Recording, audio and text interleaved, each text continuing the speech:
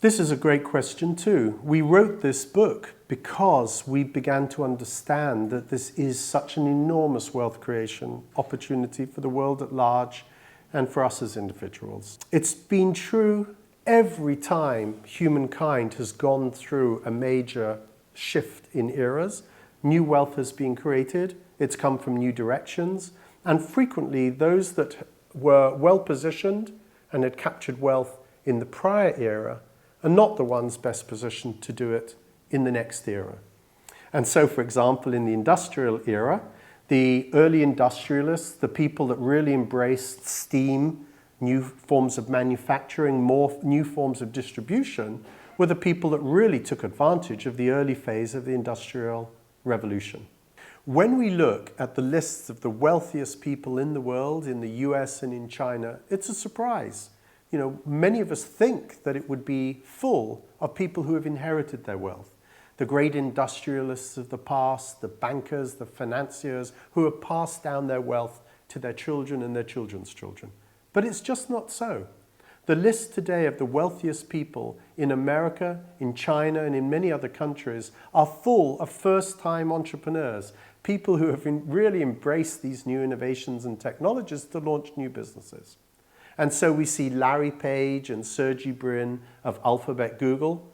And on the China list, we see Jack Ma of Alibaba.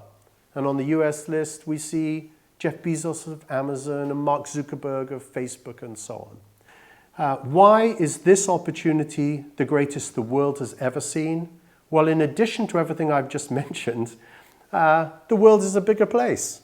At the beginning of the Industrial Revolution, we had 4 billion people. Now we have 8 billion people. Our GDP per capita is much higher. We're a much wealthier world than we were.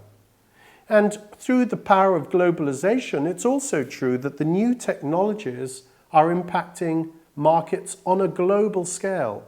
In the past, we introduced a new concept at the beginning of the Industrial Revolution like steam power, and it took a long time, decades, even centuries, for those new innovations to flow out around the world. Now, some of these disruptive innovations we're seeing, in almost a heartbeat, are embraced around the world and in use around the world. And that creates a big wealth opportunity. And then the final point, which is also very important, is every industry is being impacted this time.